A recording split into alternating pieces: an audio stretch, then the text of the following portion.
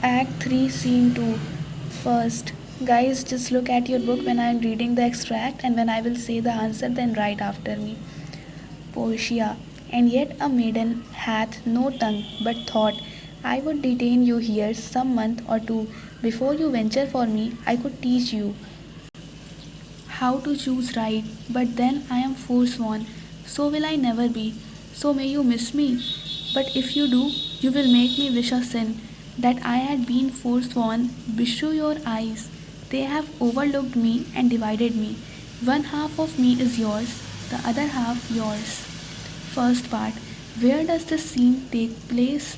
What is meant by the first line of the extract? This scene takes place in a room at Portia's house. The first line refers to Portia's maidenly modesty, according to which she cannot express her thoughts but says enough to convey to Bassanio about her feelings. Second part. What reason does Portia give at the end of her speech for speaking so long? At the end of her speech, Portia gives reason that she spoke so long to stretch the time and delay Bassanio's act of choosing cascades. What does this show about her feelings towards Bassanio?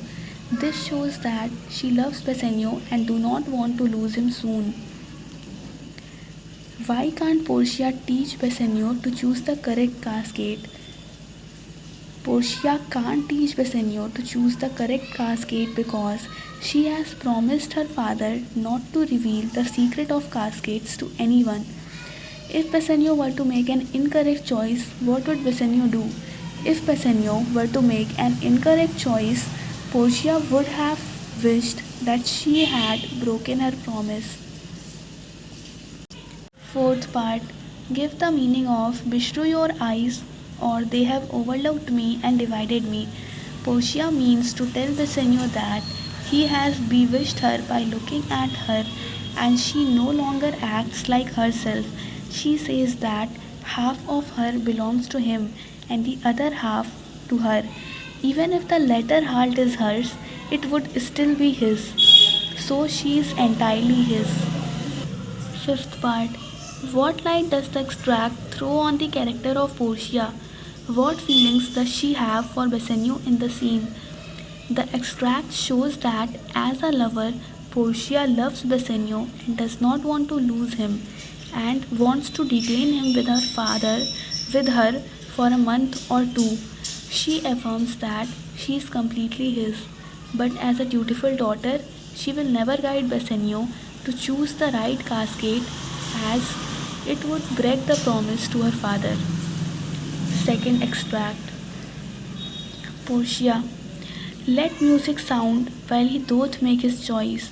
Then, if he lose, he makes a swan-like end, fading in music that the comparison may stand more proper. My eye shall be the stream and watery deathbed for him. He may win, and what is music then? Then music is, even as a flourish when true subjects bow to a new crowned monarch, such it is. As are those ducklet sounds in break of day that creep into the dreaming bridegroom's ear and summon him to marriage. First part. Explain the meaning of he makes a swan-like end. What contemporary belief about swans is expressed in the extract? Answer. There was a contemporary belief that the swan, which is usually mute, sang a beautiful song just before its death.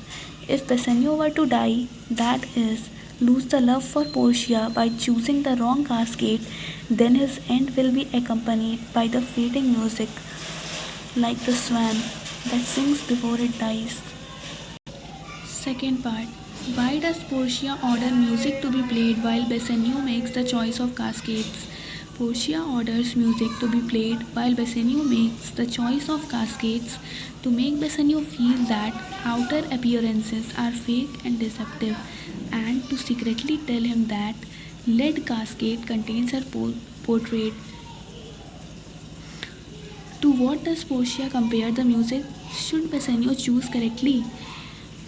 Portia compares the music to Bassanio's winning or losing. If he loses, the music will be his swan song, music before the end. But if he wins, the music should be like the majestic trumpets that blare when subjects bow to a newly crowned monarch. Third part. How could Portia's eyes be a watery deathbed for Bassanio? Portia's eyes could be a watery deathbed for Bassanio because if he failed to choose the right cascade, he would lose the love of Portia and would have to leave. And if it happened, then Portia would cry to the extent te- that her tears would be like a river flowing. Fourth part. How would the music call the dreaming bridegroom to his marriage? If Bassanio chooses the right cascade and wins the love of Portia, she wants to play music that represents her joy and compares it to the music which is played to the bridegroom on the morning of his marriage to remind him that his wedding has come. Fifth part. In what way does Portia act as a romantic heroine in this scene? How is the theme of love versus wealth developed in this scene? Portia acts as a romantic heroine in this scene. Her maidenly modesty and bright wit is seen when she detains Bassanio a little longer while making his choice. When Bassanio chooses correctly, she is happy and surrenders herself, her property, and her servants to Bassanio. She also offers him a ring and makes him promise never to part with it. Third extract. Just look at your book.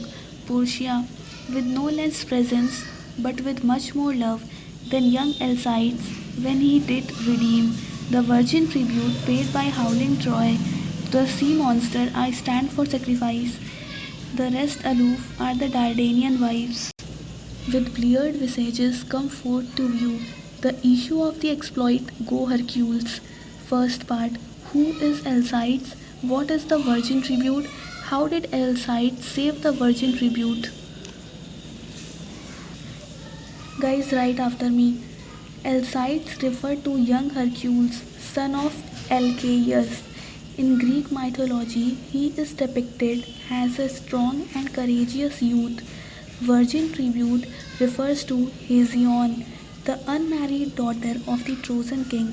Hesione was tied to a rock on the seashore of Troy, expecting every moment to be devoured by the sea monster. Hercules saved Hesione by killing the sea monster and setting her free. Second part. In what way is Bassanio compared to young Alcides? Why does Portia here stand for sacrifice? Hercules, son of Alcaeus, saved the life of unmarried daughter of Trojan king named Hesione from being sacrificed, a virgin tribute to a sea monster. He acted not from love but from desire to get the horses offered as a reward. Here, Portia compares herself to Hesione and Bassanio to Hercules, but with much more love than Hercules. Now, third part. Give the meaning of howling Troy. The loud lamentations of the people of Troy at the sacrifice of Hesione. Bleared visages, tear-stained faces. See the issue of the exploit. It refers to the outcome of the encounter between Hercules and the sea monster. Fourth part. What were the rest aloof referred to in the extract? The rest aloof referred to in the extract are people in the room like Nerissa, Gratiano, and others whom Portia compares to Trojan women. Who were the Dardanian wives? What were the wives doing in the scene when Alcides was saving the virgin tribute? Dardanian wives are Trojan women. The Trojan women had assembled on the beach with tear-stained faces to wait and watch the result of the encounter between Hercules and the sea monster. Fifth part. Why does Portia say, "Go Hercules"? What will she be doing at the same time? Portia asks Bassanio, "Go Hercules," because In her opinion, the similarity between Bassanio and Hercules is complete and perfect. Portia tells Bassanio to go ahead and choose the cascade. While he is choosing, she will be watching the test with much more anxiety than he, who has to make the choice. She says that if he lives, that is, he succeeds, she lives, and if he fails, it is death for her. Fourth extract, Bassanio. There is no vice so simple but assumes some mark of virtue on his outward parts. How many cowards whose hearts are all as false as stairs of sand wear yet upon their chins the beards of Hercules and frowning Mars, who, inward searched, have livers white as milk, and these assume but valor's excrement to render them redoubted. First part. Which theme in the play is highlighted in the above extract? How is it highlighted? Appearance and reality are highlighted in the play. Whatever we see from outside is not the same inside. Bassanio refers to the cascades before he makes his choice. It is highlighted by examples of cowards who behave like Hercules or Mars, the god of war and of beauty, which can be done by makeup, which makes the woman beautiful outwardly. Second part. How can vice assume the external show of virtue? Guys, if you want this answer, then comment below because I have written this in the separate notebook. But if you want, then I can provide you that answer. Now, the third part. What are stairs of sand? To what are these stairs compared? Stairs of sand are referred to as stairs made of sand. The anything made of sand cannot be strong and permanent. The seashore is not a clear indication of a strong sea. These stairs are compared to everything that is beautiful from outside but ugly and horrible on the inner side. Fourth part. Give the meaning of the following. Have livers white as milk. The Elizabethans looked upon the liver as the seat of courage. A brave man's liver was said to be red with blood. Cowards were spoken of as having white livers. Fifth part. Who is Hercules and who is frowning Mars? What are they with their beauty known for? Hercules was a Greek hero and Mars was the god of war. Their beards are known for their outward manly appearance, as beards are normally associated with brave and strong men. Fifth extract. Just look at your book. Bassanio. Look on beauty, and you shall see 'tis purchased by the weight, which therein works a miracle in nature, making them lightest that wear most of it. So are those crisped, snaky golden locks which make such wanton gambols with the wind, upon supposed fairness often known to be the dowry of the second hand. The skull that bred them in sepulture, thus ornament is but the guild is sure to a most dangerous sea. First part. Explain how is beauty purchased by weight. How does it make the wearers lightest? Give the two meanings of the word lightest. Answer. According to Bassanio, beauty is something that can be purchased by weight. He means that cosmetics that enhance the beauty of a woman is now available in quantity and variety in shops, and by using them, women improve their outer looks. He says that women who use these products to enhance their beauty are not necessarily beautiful by heart and soul too. Lightest also means frivolous or of no consequence. Second part. What is referred to as crisped, snaky golden locks? Crisped, snaky golden locks is referred to the false hair or wigs women wear to look more attractive. Who wears them and who is their actual owner? Bassanio says that curly golden hair moves so nicely in the wind and makes a woman more beautiful. Though this false hair looks real, but it is made from the hair of dead women. Third, what is referred to as the dowry of a second head? Who was bred this head? Who has bred this head? Where is the head now? The dowry of a second head is referred to the false hair or wigs worn by women to look more attractive, and even though they appear to look real, it is made from the hair of dead women. The head that carried this beautiful hair is now in the grave. Fourth part. Why does Bassanio say that ornament is but the gilt shore to a most dangerous sea? Bassanio says that outward adornment is always deceptive. It is like the attractive but treacherous seashore that leads people into perilous water. Fifth part. Give any two examples from Bassanio's speech to show that appearances are deceptive. Two examples from Bassanio's speech that shows appearances are deceptive are the false attractive golden hair or wig that moves so nicely in the wind but actually made from the hair of dead women. And second example he gives is that a scarf can hide an ugly face which is only visible only the scarf is removed. What people expect to see and what they actually get to see is completely different. Sixth extract, Bassanio. Just look at your book, because if you will not read this and you will write without reading the extract, then you will suffer. So if you are not reading with me, then just pause the video and read by yourself and then write. Sixth extract, Bassanio. A gentle scrawl, fair lady by a leaf, kissing her. I come by note to give and to receive, like one of two contending in a prize, that thinks he hath done well in people's eyes. Hearing applause and universal shout, giddy in spirit, still gazing in a doubt, whether those peals of praise be his or no.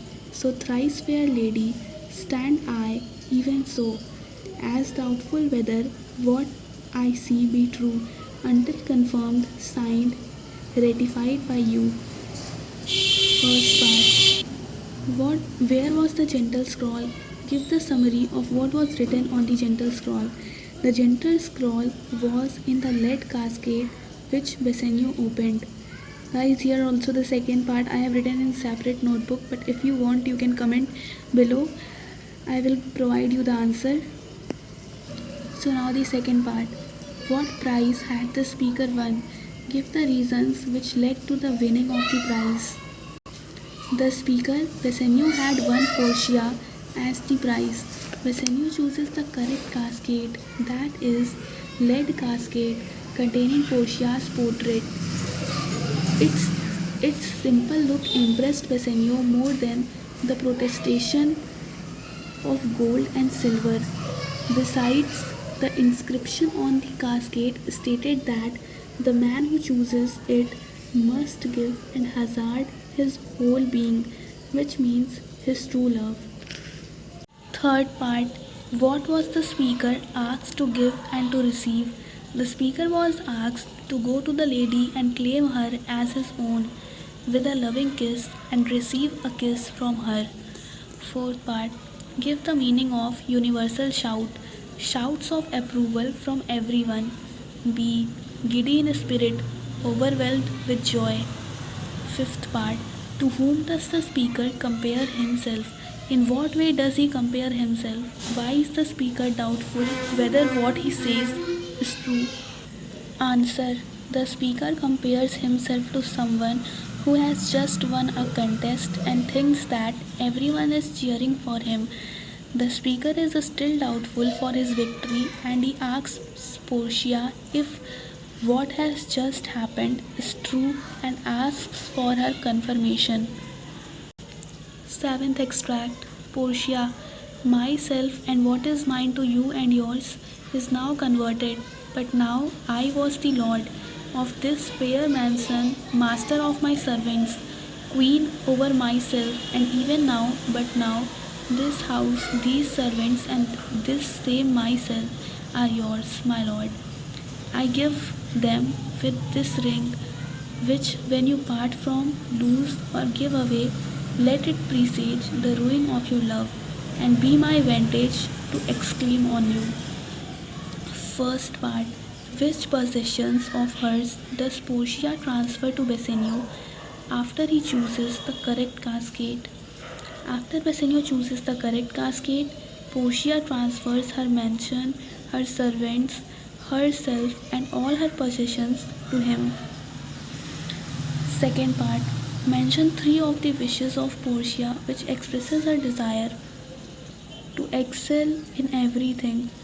Portia, for the sake of Bassanio, wishes that she were 60 times better than herself, 1,000 times more beautiful, and 10,000 times wealthier than she was. Third part. On what condition does she give the ring to Bassanio? How does giving the ring become a part of the main plot of the story?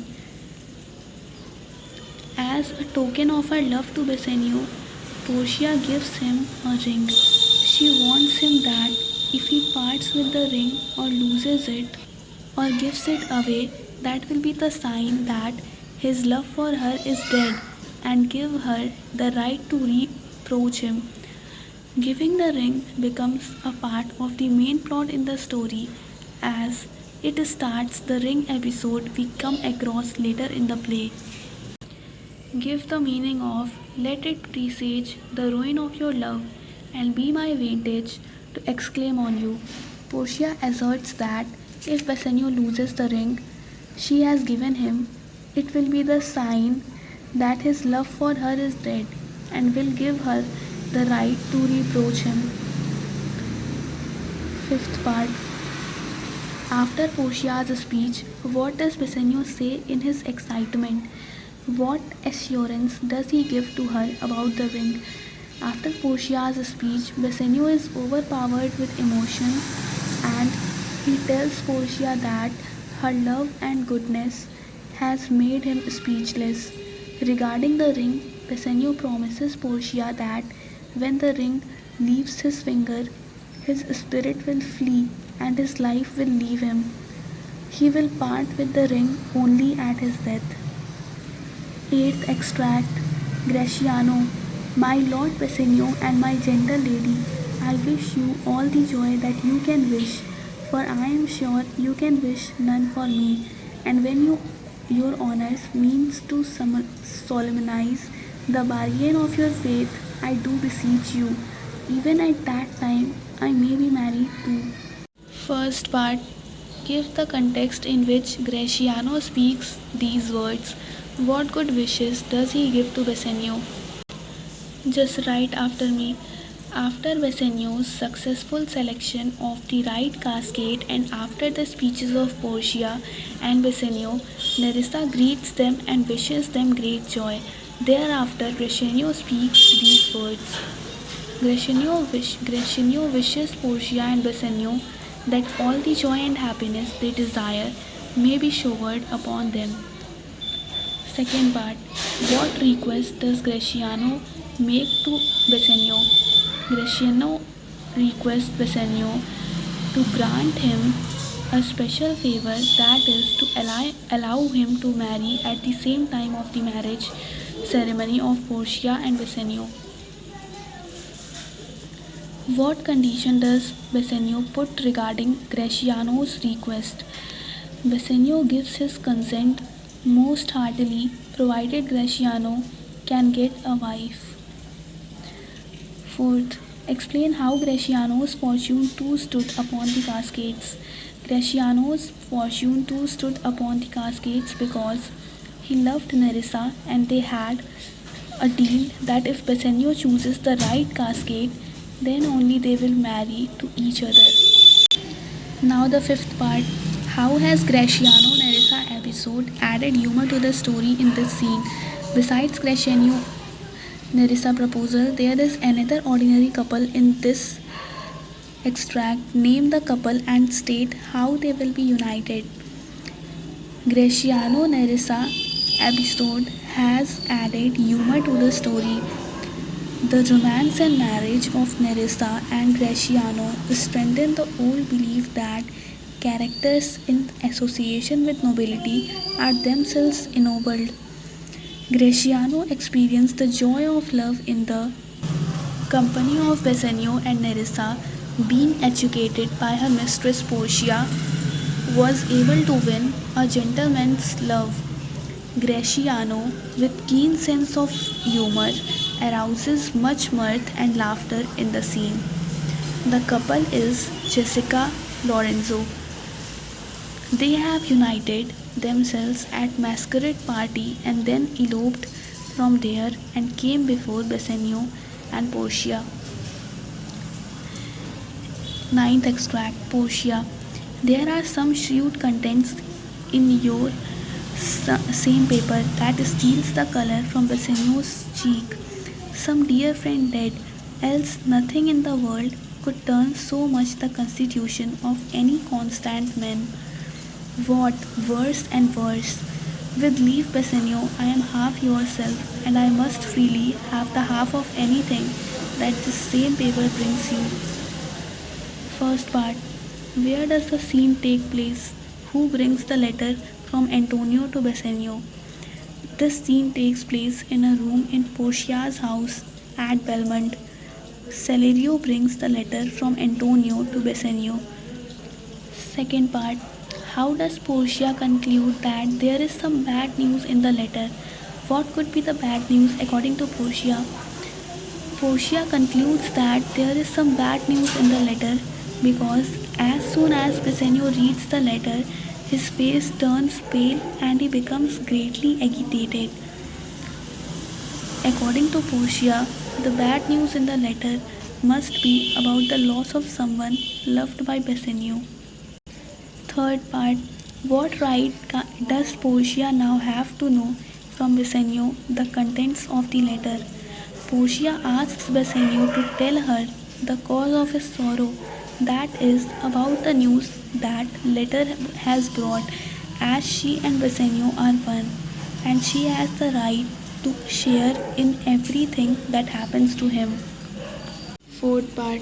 Briefly state what Bassanio told Portia about the bond and the destruction of Antonio's cargo ships. Bassanio tells Portia that the letter contains some of the most unwelcome news. He tells Portia that he is deeply indebted to a kind friend. This friend, for his sake, agreed to hand with his worst enemy, a man who hates him. He did this solely to supply Bassanio with the need to come to Belmont. Bassanio looks upon Antonio's letter as if it is body, and the cruel words of the letter as wounds from which blood is gushing out.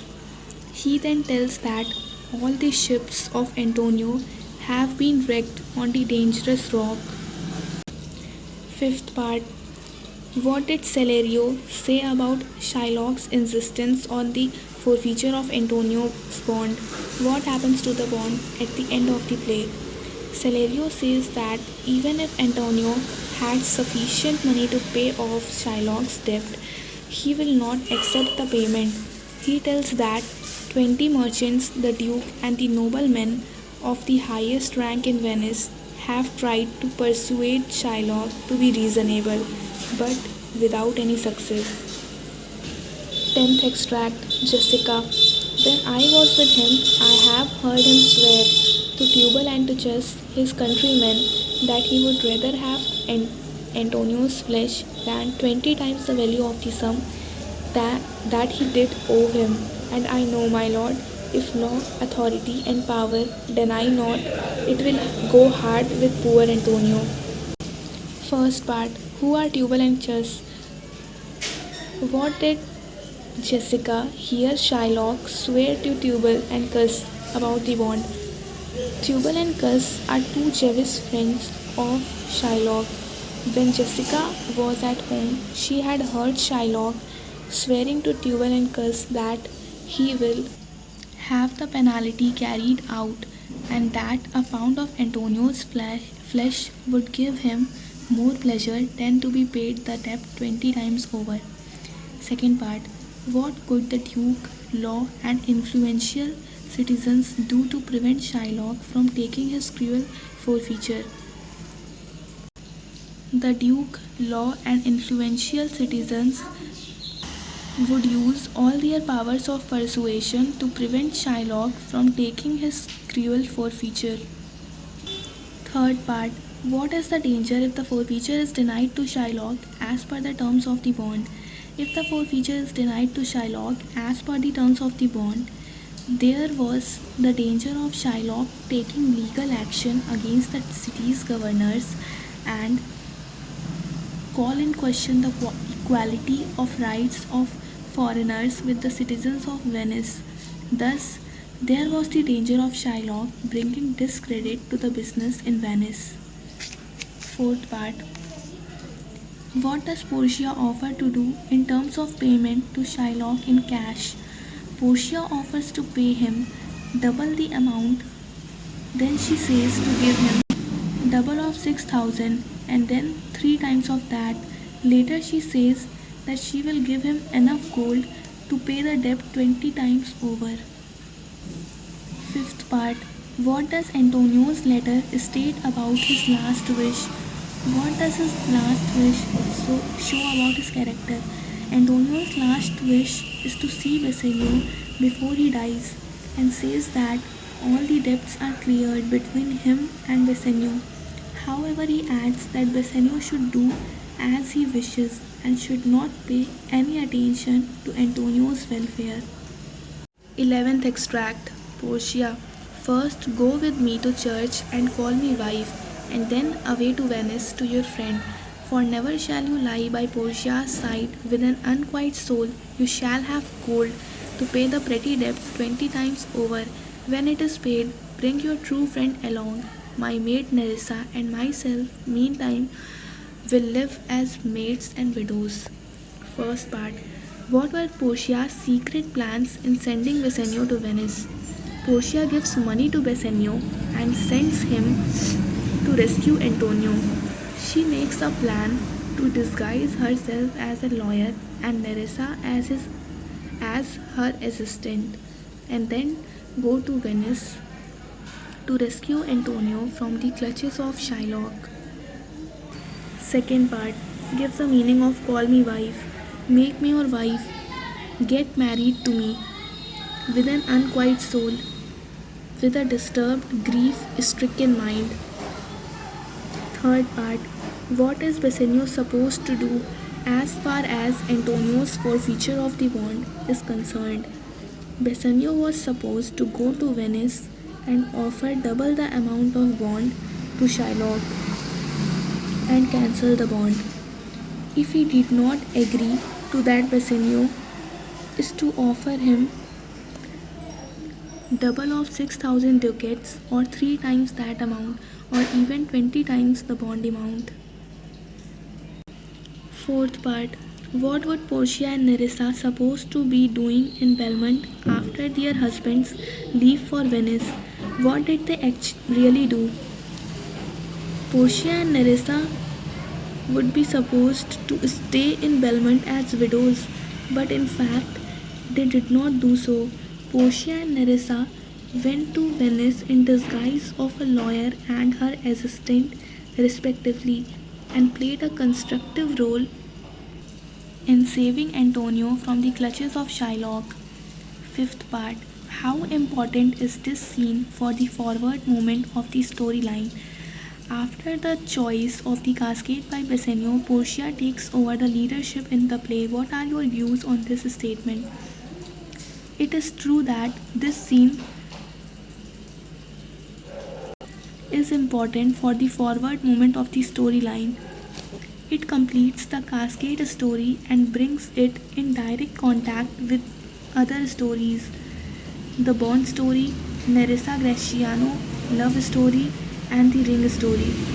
When Bassanio's dearest friend Antonio is in trouble, She offers Bassanio 20 times the bond amount to save Antonio.